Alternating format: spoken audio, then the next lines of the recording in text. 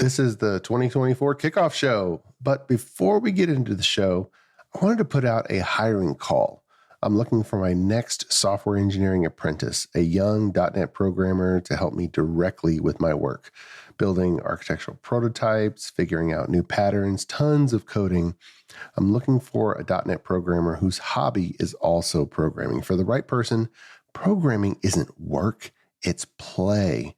And besides a job, I guarantee that you will learn faster than you ever have before. I'll invest in your professional education and we'll work together. You'll report directly to me. And if this sounds interesting to you, then just send me an email or give me a call. Now on with the show.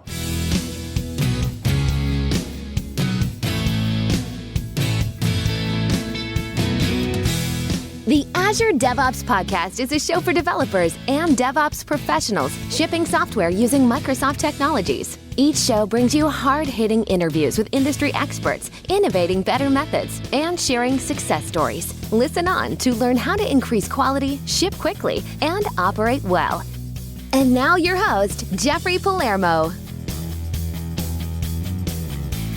Welcome to the show. I'm Jeffrey Palermo, your host for helping you and your teams move fast, deliver quality, and run your software with confidence in Azure, all while using everything that the .NET ecosystem has to offer.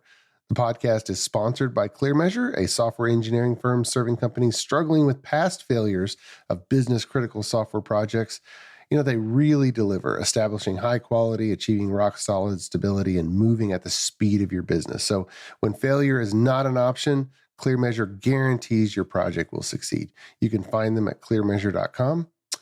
A quick announcement, my architect forums are going strong. Signups for the next session are up. And if you lead a software team and are looking to collaborate with peer architect leaders, then just sign up at the link in the show notes. And for those looking for Programming with Palermo, my video podcast, just search for it in any of the directories and you'll be able to find it. So, welcome to 2024. It's going to be a great year in .NET, in Azure, and with DevOps. And to kick things off, I wanted to review some of the big things that you're going to look for in 2024. And to do that, I'm airing a piece I recorded reviewing the highlights from .NET Conf, looking at it from an architectural perspective. There's so many updates, but in this piece, I interpret the architectural thinking that you'll undergo as you implement the new bits. So, Happy New Year, and I'll roll the piece. All right, let's get into .NET 8 and what all the announcements were.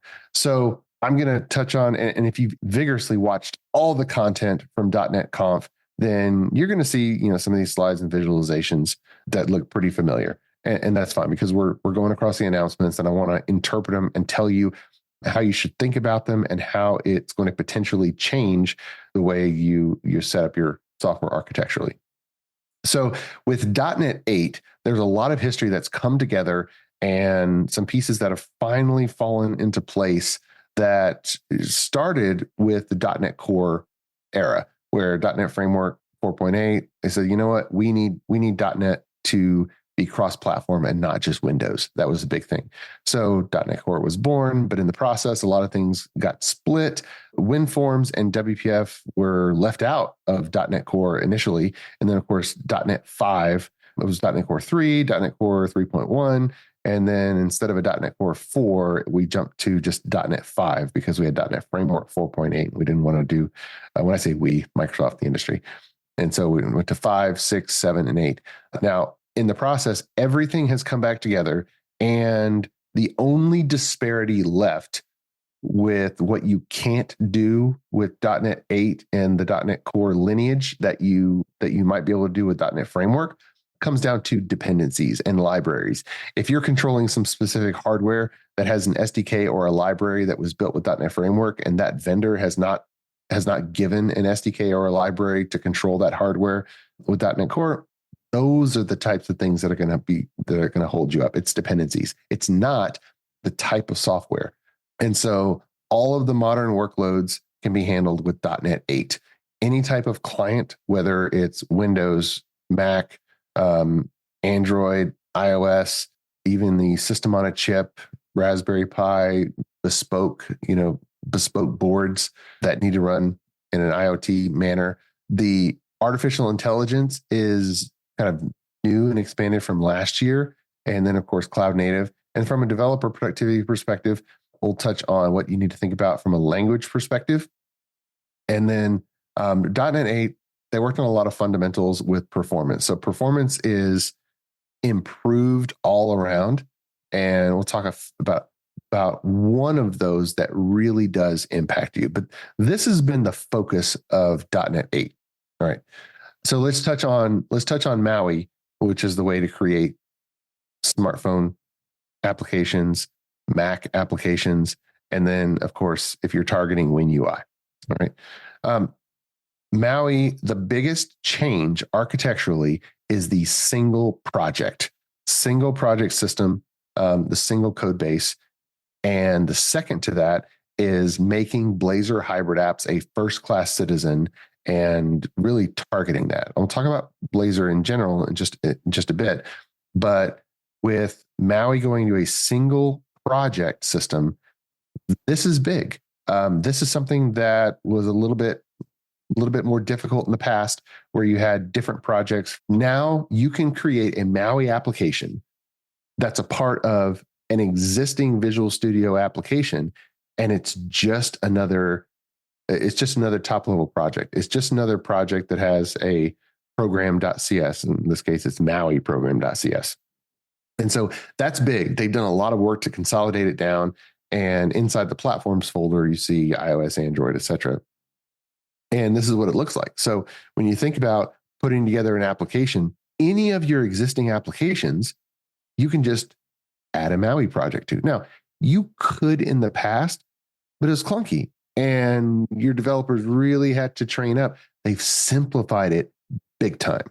Okay, so this is one thing to consider. Do you have an existing Visual Studio solution with a distributed application, and maybe you have a WinForms WPF client, maybe you have a web application client, and you know what? Yes, you could expose some web services and then have a different Git repository for this Maui application. Certainly you can do that. But if you've said, oh, it's not really worth it, we just want to have a few of these functions for the Maui application. Well, now consider doing a proof of concept, do a feature branch, and allocate a couple days and assign somebody to add a Maui project to your existing Visual Studio application and see what it would take to get your existing application enabled on an iPhone app or enabled on an Android app. Not the whole application, but maybe a few functions where it would be beneficial for whoever uses it to have those functions in their pocket. So that's a big change, a big simplification. And I predict that it'll help a lot of developers who kind of been on the sidelines from a smartphone perspective kind of jump in here because of how simple it's made it. Okay. All right. So that's Maui. All right. So that's an example. I'm not going deep into Maui. I'm not doing demos. That was the nugget of how I think that you should take a consideration and do that proof of concept and the difference that makes the difference.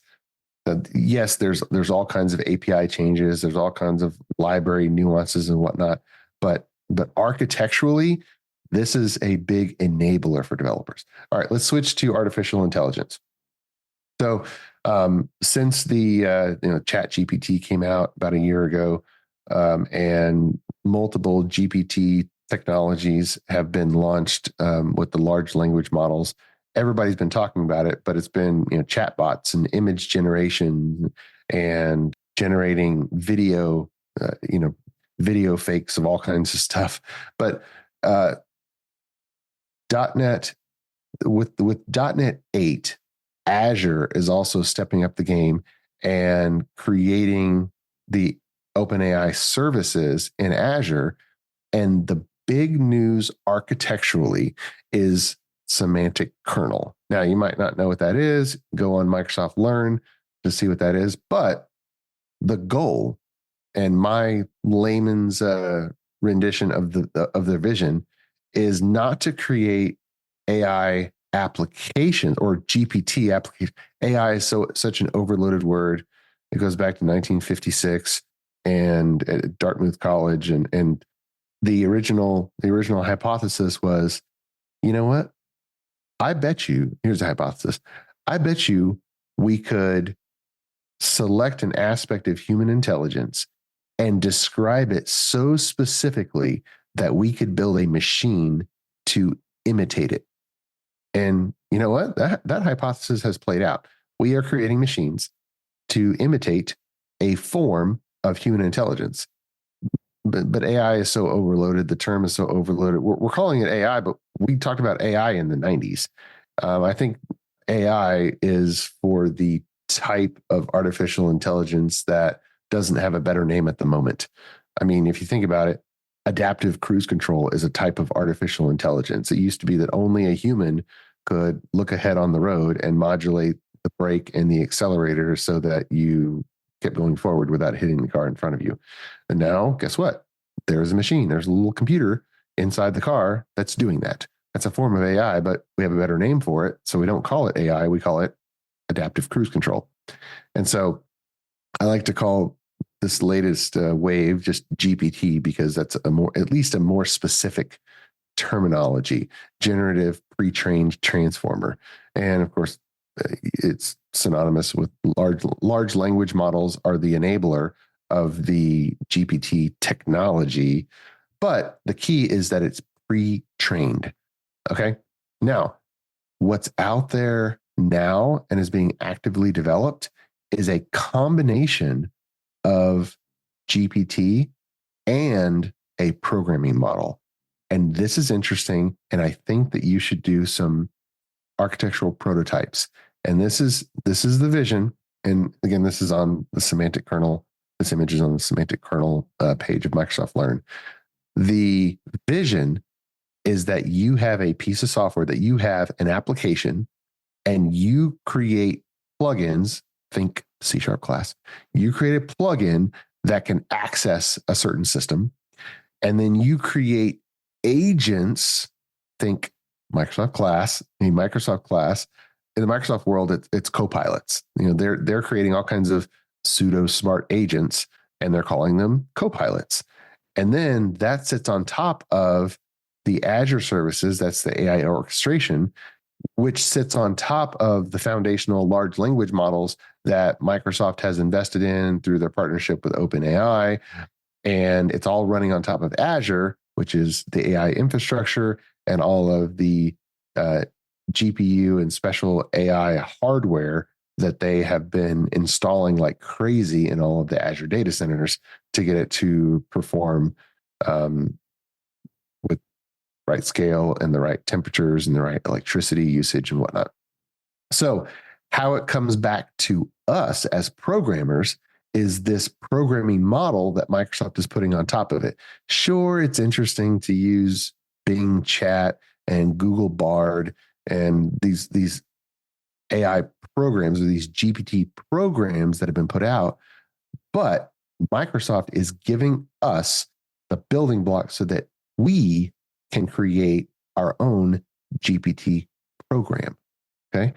And what it's going to look like is just a regular .NET application with a program.cs. And we're literally just going to call .NET run. And it's going to be a program that spins up our own class.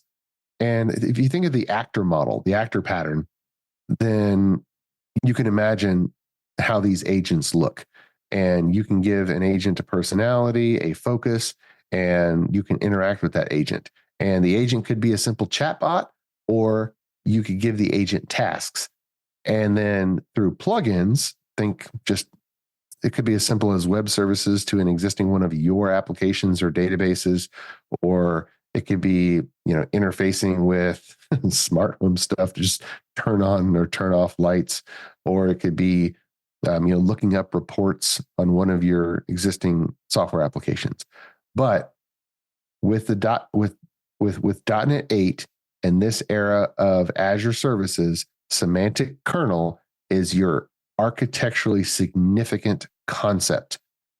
Look into that, do some pilots, because now is the time where you can just open up Visual Studio and create create a new project and literally run the application, and you're running your own GPT program. And the agent is the object in your program that you can interact with. And of course, interacting via chat is kind of this era of it. Sending it messages, sending it free text messages, and asking it to do things and asking it to respond. So that's different from Chat GPT and Bing Chat, is that they can only respond. They can't do things. So what you can do here with plugins is you can expose actions to your agent so that your agent can do things. All right. That is significant. All right. Let's move on to cloud native. Big focus on observability through the implementation of OpenTelemetry and their partnership there, and also building in libraries for resiliency and scalability and manageability. When it comes to like resiliency, some of the examples are just auto retries to databases, auto retries to web services.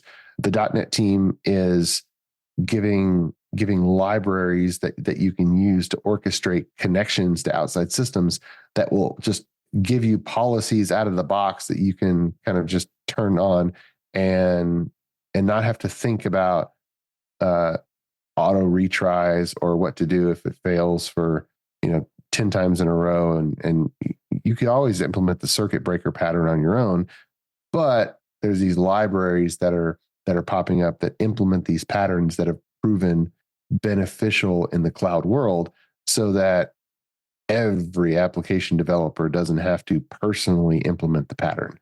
So that's going to be really great, give you a good time saver. So research and train your people on these new libraries, have them use it, make sure that they're not hand rolling a pattern that you can get for free just by pulling in a NuGet package. So if you're running a team, there's always been the not invented here syndrome, or just out of ignorance, I don't know something exists, and so I hand roll it, or build versus buy, and I elect to build everything myself. Custom code is the most expensive thing that we can do because it's tied directly to developer labor. And so if we select a architectural pattern and we think that's appropriate, then the next decision is asking ourselves, okay, can we get that pattern implemented in a very cost-effective manner? And using a library that's pre-built to implement that pattern, of course, we would want to do that instead of having our own developers on the team hand roll an implementation of that pattern. So look at those libraries, look them up.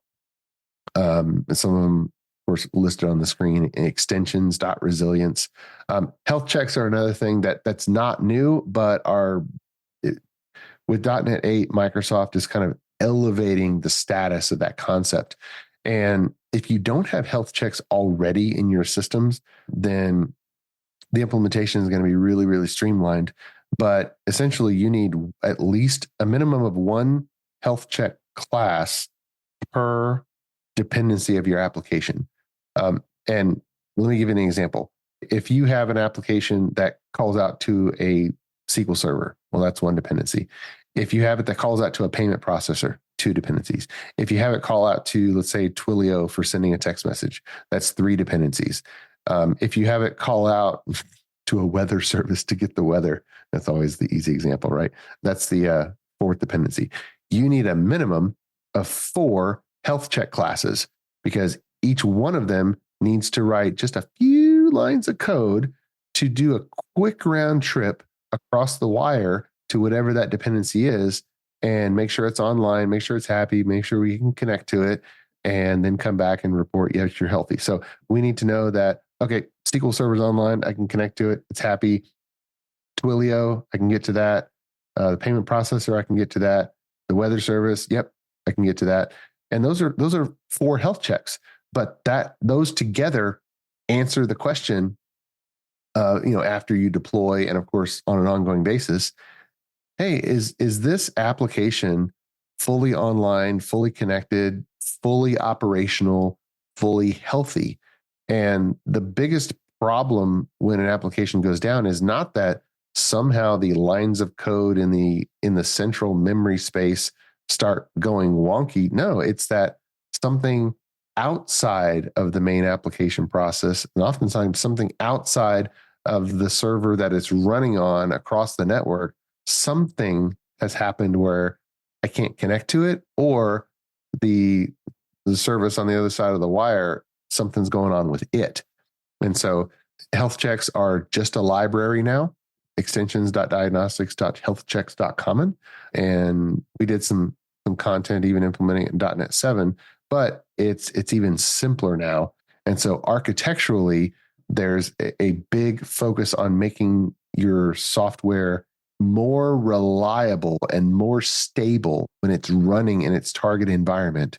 And so these are things that you want to equip your team with and make sure that they're adopting them. Because if you don't, then either they're not going to know about it and not going to do it, or they're not going to know about it and they're going to want to do it, decide to do it, and then they're going to hand roll it themselves. And it's just going to be way too expensive. And it's probably not going to be as good. Okay. Many thanks to our podcast sponsor, ClearMeasure. ClearMeasure is a software architecture company that empowers clients' development teams to be self-sufficient, moving fast, delivering quality, and running their systems with confidence. Whether starting a new project or developing new technologies or techniques, ClearMeasure sets up your team to deliver world-class results. Learn more at www.clearmeasure.com. ClearMeasure, empowering software delivery. ClearMeasure is also happy to be a sponsor of the video podcast, Programming with Palermo. Watch, learn, and program alongside Chief Architect Jeffrey Palermo. Videos are added weekly and available on syndicated locations supporting video podcast or by visiting palermo.network. Tune in today. And there was a question that came up. I just answered it, but I'll say it again. Please give me some examples of these libraries. Where can they be found? They can be found on NuGet, and the names listed on the screen are literally the ones that you want to search NuGet for. All right, good question, though. Always good to be clear on that. Okay, next is containers. All right, lots of talk about containers, but there's some key changes that you need to be aware of. And I'm not going to talk about all the enhancements because you can just watch the content for yourself. But I do want to talk about two things. Okay. The first one is how they're being made smaller. So I'll go to the next image, and you can see from left to right how small the available containers are being made.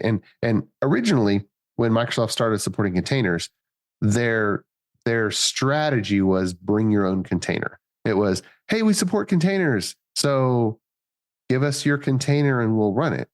And then, they realized that, well, developers are great at developing code, but it needs more of a specialty to figure out what size the container should be, not from a computing standpoint, but what should be in the container. Because a container is basically a slice of an operating system. And so the container needs to be designed.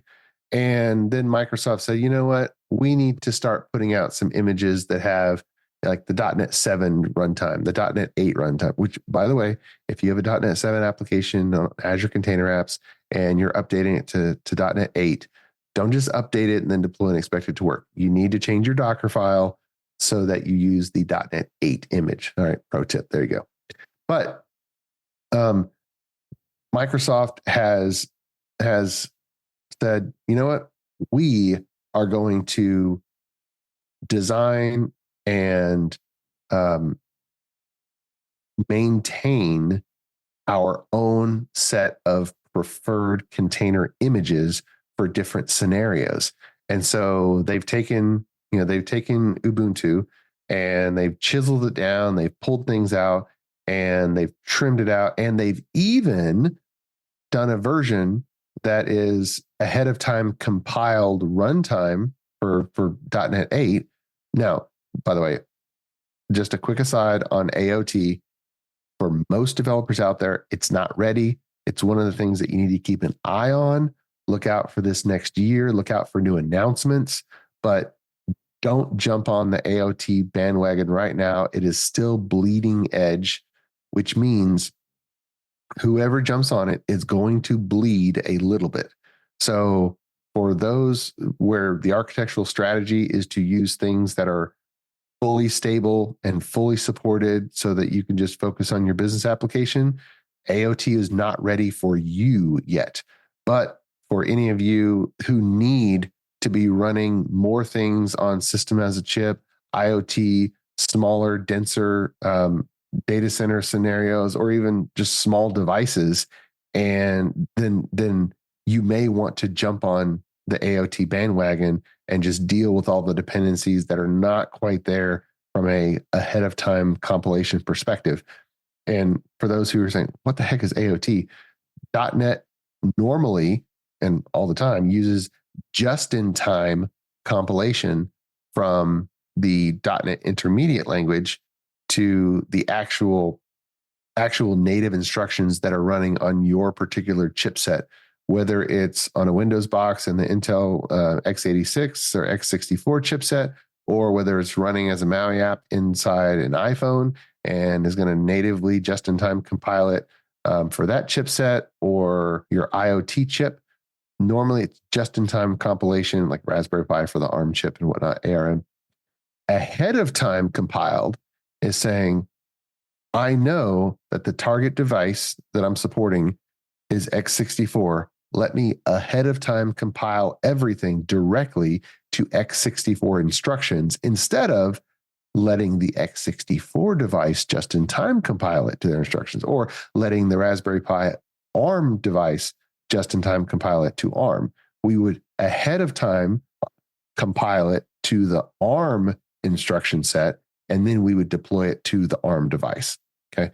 So that's what AOT is.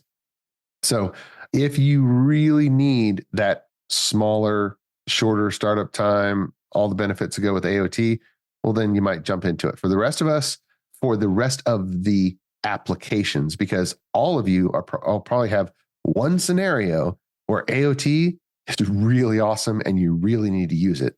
But then we have all kinds of other scenarios where it's just really not going to make a difference for them. It's not going to give us a return on investment. But the Ubuntu chiseled and trim option could be really, really amazing by not using up a lot of our Azure spend running container images that are bigger than they really have to be. So this is going to save us money. Now, Microsoft likes it because they're going to be able to have a higher application density for the same amount of Azure data center capacity. So that's good. Okay.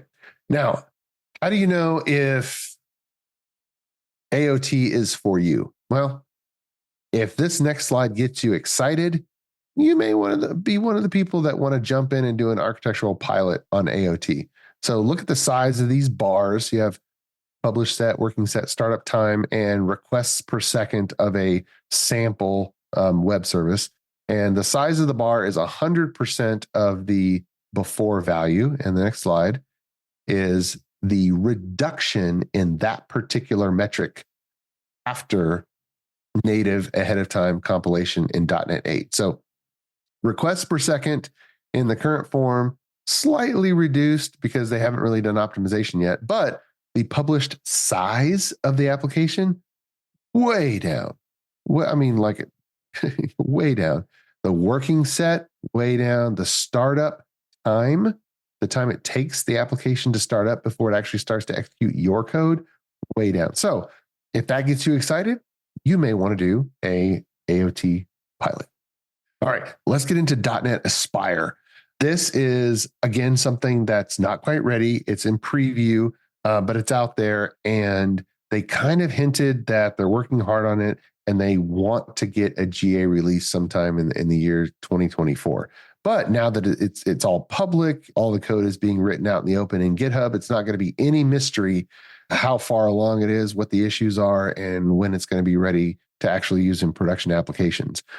But the problem that they're trying to solve is that distributed applications, you're kind of on your own for putting all the pieces together. And let me just move to the next screen and let me talk about a few things that they're bundling in as feature sets of Aspire and might get you a little bit distracted architecturally because these are not the most exciting things. These are just some of the features that are interesting to include. Structured logs, this is all open telemetry. And then dependencies, that's the big one, okay?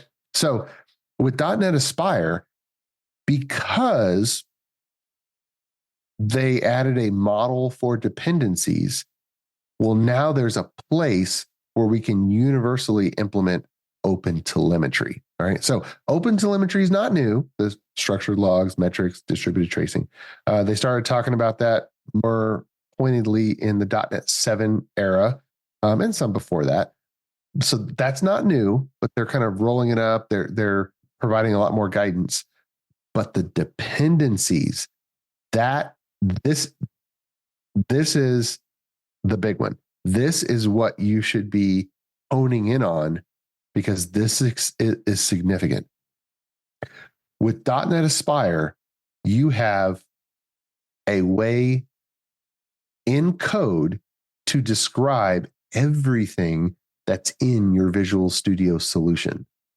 Okay, well, I'll show you what that looks like. And by the way, if you have no idea what .NET Aspire is, go watch some of the videos, go watch some of the demos. But this middle bullet point, express application topology in C#.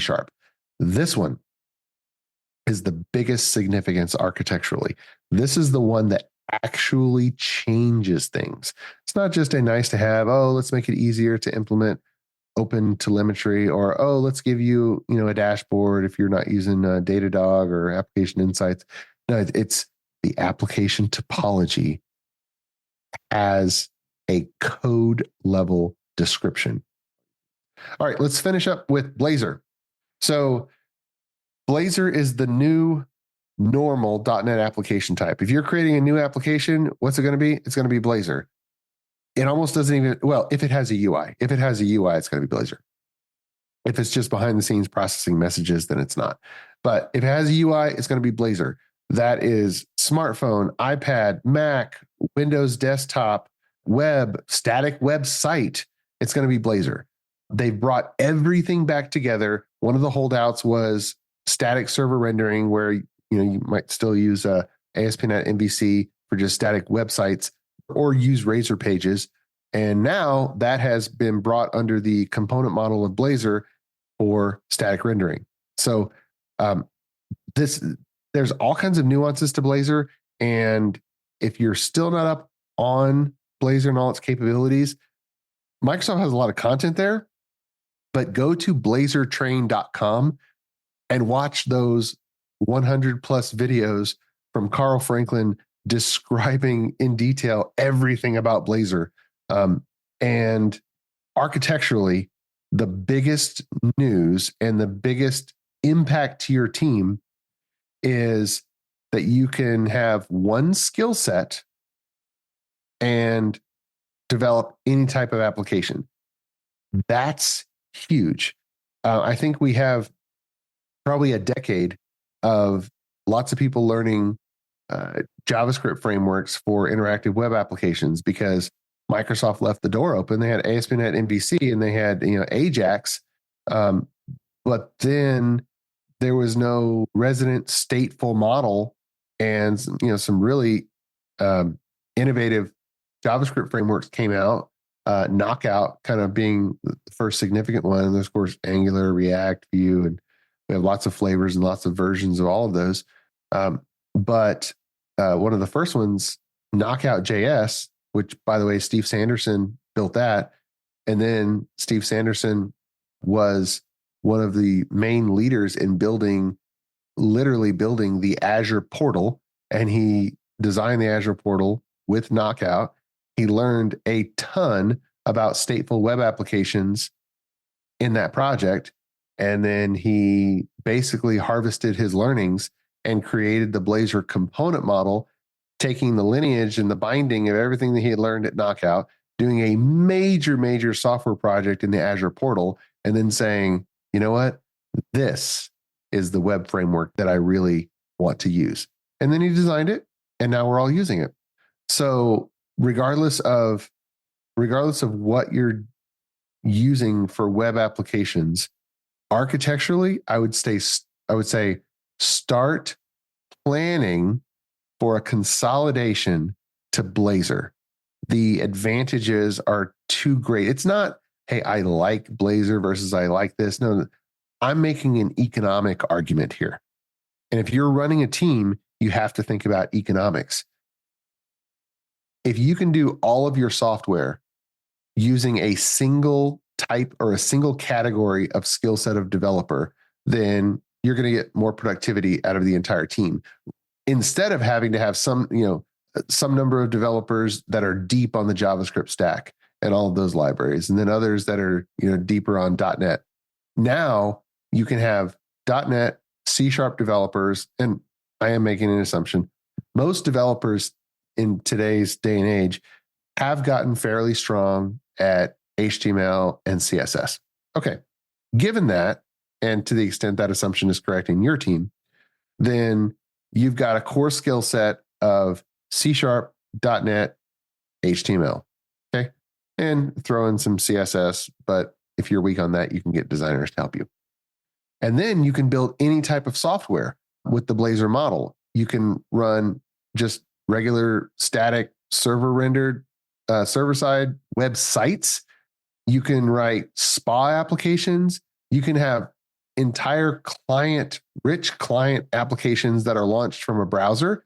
You can run native applications wrapped in a WinForms or WPF shell on the Windows desktop that are every screen is Blazor. You can write little programs that run in a system tray icon in a system tray WPF project type, but whatever screens they pop up are just Blazor. You can write the Maui applications with Blazor. And so now you can write every application type that has a user interface with the same developer skill set, the same programming model, the same design patterns, and largely the same mix of libraries across all of them. That is huge. That is huge. So it's kind of hard to ignore it. And that's the economic argument. That's not I like A versus I like B, or I think this is the nebulous term elegant and this is not. It's really economically, it makes too much sense. And if you know the option is available to you, run to it. And if you have fragmented skill sets, start planning for consolidation. Microsoft has published a lot of upgrade paths to Blazor. That content is out there. It's pretty well known how to move from the older application types to Blazor. All right, we're kind of on the home stretch here. And for those of you, thank you for going long. I don't think we've had any drop-offs, but I'll finish with the language. C#. There's a lot of C# enhancements, but the one that I want to key you on is on line 7, class level parameters. Out of all of them, class level parameters are going to change your game. They are going to eliminate so many constructors and simplify classes and reduce the number of lines of code. And so reduce the scrolling, increase time from opening a class to immediately understanding what you're looking at. And I want to stress that class level parameters do not compile into fields. If you're curious, create a class and compile it, and then decompile the class, or look at the decompiled sources just to get an understanding. Class level parameters do not compile down into private fields. This is a new class member type, and it's not officially a member, but I guess it is. A class level parameter. A class level parameter is available as a parameter to all of the other members. If you're writing code inside of a getter or a setter in a property, you have access to the class level parameter. If you're writing a method, you have access to a parameter. So think about it. You're writing a method, you have access to that method's parameters, but you also have access to the class level parameters. Class level parameters are in scope for any other member, properties, getters, setters, or methods. So this is a new concept.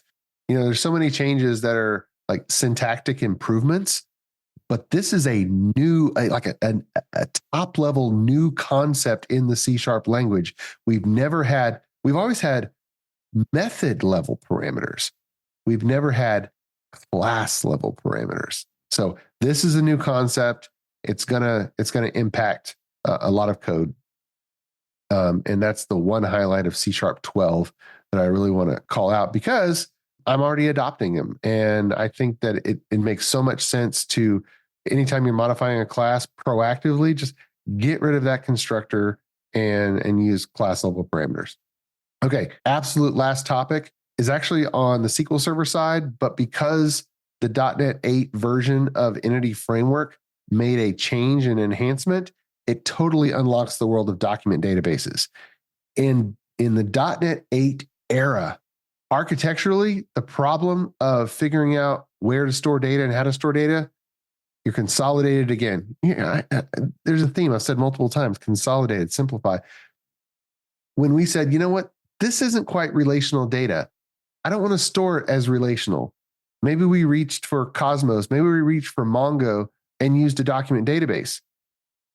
SQL Server several versions ago started natively supporting the JSON type, and it's got the binary type. But just like 20 years ago, there was the open XML function in SQL Server where you could have XML types and you could kind of deep query into an XML fragment. You can do the same thing with open JSON. You can deep query into a structured bit of JSON. Well, now Entity Framework natively supports this. So I can choose with my mapping if I want a collection hanging off of a class to be mapped relationally to a different table in my SQL Server schema, or if I want the entirety of that collection to be serialized into JSON and stored as a JSON document in a particular column in a SQL Server table. Because SQL Server for several versions has natively had document type columns and document tables. And now Entity Framework has caught up with the right model to make that seamless for .NET 8 applications. And so once again, if we have different data types, we don't have to have two databases. We can use the full power of SQL Server,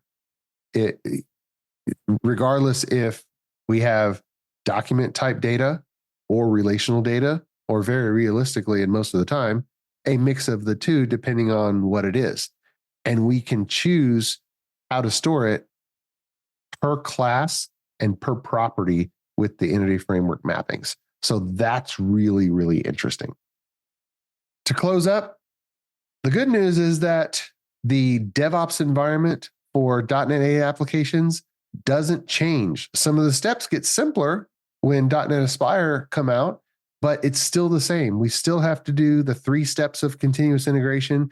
We still have to have a minimum of 3 environment types: production, a manual test environment, and a test automation environment. And we still have to have the same process. Thank you so much for your time, and for the people who shot over questions that we were able to work in. Thank you so much. A lot of information. And you guys have a great day and a Merry Christmas. We are back from that pre-recorded piece, and I hope you did have a Merry Christmas, but Happy New Year. Again, welcome to 2024. It's going to be a great year in software. And my friends, until next time, keep shipping. You've been listening to the Azure DevOps Podcast, a show for developers and DevOps professionals shipping software using Microsoft technologies. Go to www.azuredevops.show for show notes and other episodes. On behalf of your host, Jeffrey Palermo, and our sponsors, thanks for listening, and may God bless you.